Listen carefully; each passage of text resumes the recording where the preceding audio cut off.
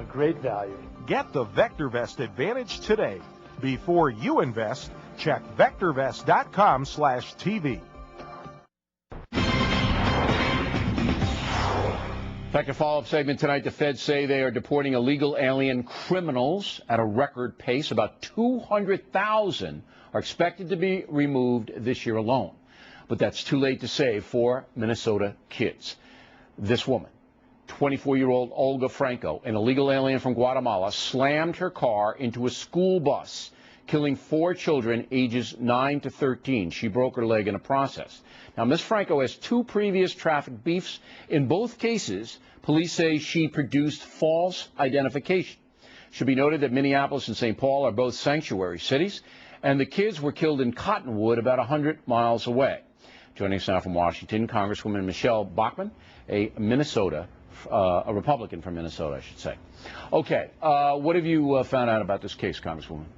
Well, that this was completely preventable, and it never should have happened. We're just devastated by what we've seen, Bill. And what we're trying to do right now is we're writing a letter to ICE to find out what happened, what broke in the chain of command of communication between local law enforcement and the feds. And we want to make sure that this will never happen again. So we want to know from ICE, how can this be prevented? Because this woman was driving on sidewalks, and she was caught with phony IDs before.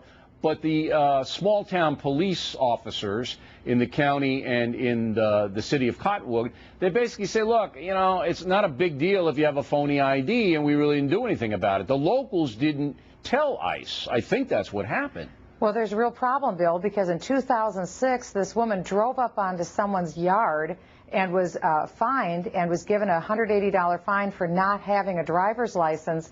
No one seemed to ask why she didn't have a driver's license. At any rate, all we know is that nothing happened. No information ever went up to ICE. And then just as recently as a month ago, she and her boyfriend were in a car. They were picked up. And again, no information went up to ICE. Right. Only now, this 8 is days the later, third this beef on this occurred. woman. This is the third beef. But yeah. Congresswoman, you know this happens all over the country. You have a sympathy in the big city of Minneapolis, St. Paul. They're sanctuary cities. Their cops won't ask. Right.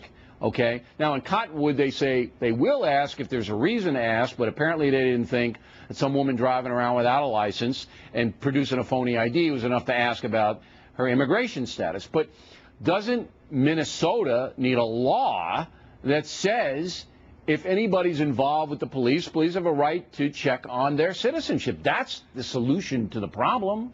Clearly, you're absolutely right. That needs to be done. And just as recently as Monday, Bill, of this week, the Minnesota legislature passed a $7 billion tax increase. One amendment was offered that said that driver's license tests should be in English only. And just think, this is just days after this Cottonwood accident occurred, and that wasn't passed. That amendment failed. It's an outrage. It's unthinkable.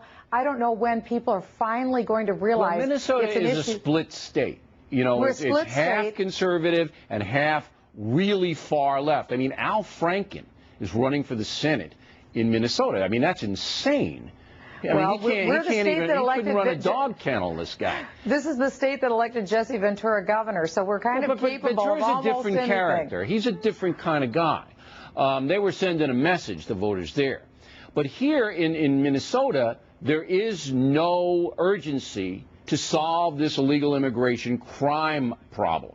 See, this is a crime problem. I'll give it a last word. Yes, this is a crime problem. This is an issue of anarchy versus the rule of law. And the question is, when are we going to get serious about this and stop tinkering around the edges? If we can't get serious and outraged about 4 innocent kids, one of which will be buried tomorrow, I don't know what it's going to take, Bill.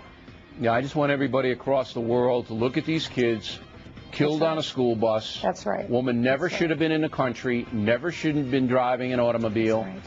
3 beefs before this happened. That's exactly right. It's tragic. All right, Congresswoman, we appreciate it. Thanks very much. Plenty more ahead as the factor moves along this evening. Miley Cyrus might be the biggest teen idol since Elvis.